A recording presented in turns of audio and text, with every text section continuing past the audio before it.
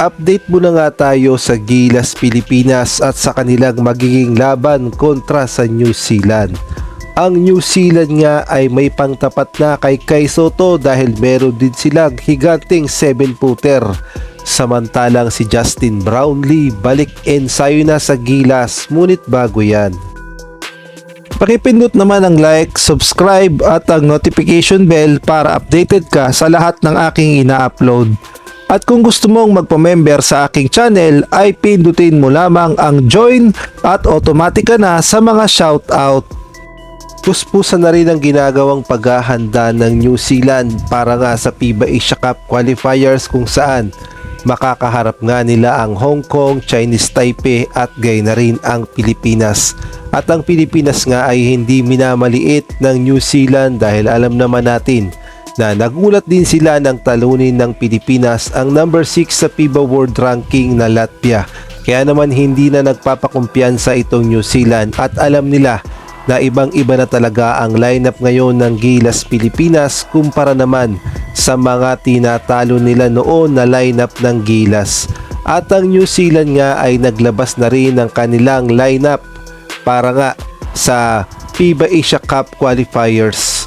At majority nga ng napasama sa kanilang 14-man lineup ay mga naglalaro sa NBL Australia. At meron nga dito ang kapansin-pansin dahil meron din pala silang 7-footer. Ito nga si Julius Halaiponua, isang 18 years old na pwede raw na ipangtapat din kay Kai Sotto. At si Julius Halaiponua nga ay isa ring NBA prospect at marami ngang bumibilib sa bata na ito dahil napakaganda ng kanyang galawan. Sa ngayon nga ay nasa Amerika si Julius Halaiponua at doon nga nag-aaral at makikita nga natin yung mga highlights niya.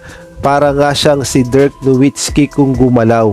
At kung kayo ang tatanungin sa tingin nyo kung mapasama sa lineup ng New Zealand ang bata na ito, may match kaya o kamatch niya kaya talaga itong si Kai Sotto? Samantalang ito namang si Kai Sotto ay hindi naman nagpasindak at nagpakita rin naman ng lakas nung naglaro siya sa NBL Australia.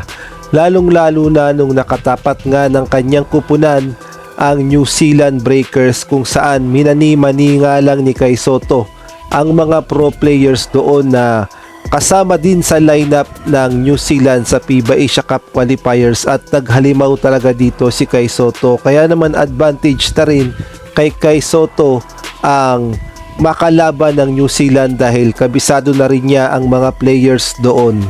At kung sakaling magtapat si Kai Sotto at ito nga si Julius Halaiponua sa ilalim sa center position, sino kaya ang mangingibabaw?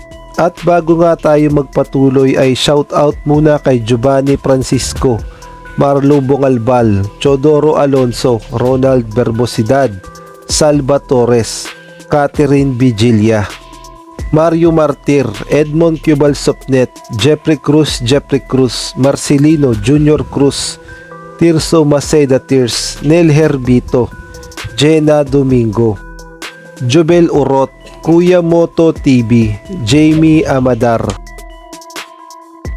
Samantalang ang Gilas Pilipinas naman ay patuloy pa rin ang ensayo at pinaghahandaan talaga ang kanilang unang laban kontra nga sa New Zealand. Dito nga makikita natin na puspusan na ang kanilang pagpapalakas ng katawan dahil paniguradong pisikalan ang laban ng Gilas kontra sa New Zealand. Ang good news naman ay nagbabalik na itong si Justin Brownlee at nakarecover na sa pananakit ng kanyang tiyan sa acid. Kaya naman back to training na itong si Justin Brownlee kasama ang mga Gilas players. At kung kayo ang tatanungin sa tingin nyo, may pag-asa kayang manalo ang Gilas Pilipinas kontra sa New Zealand?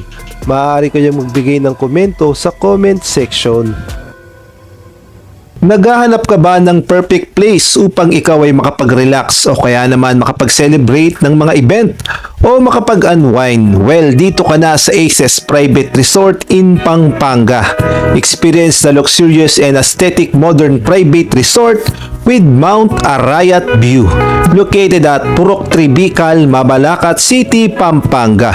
For reservation, please call or message The Facebook page of Aces Private Resort with cellphone number 0976-000-1204. Book now to get a 30% discount, limited slot only.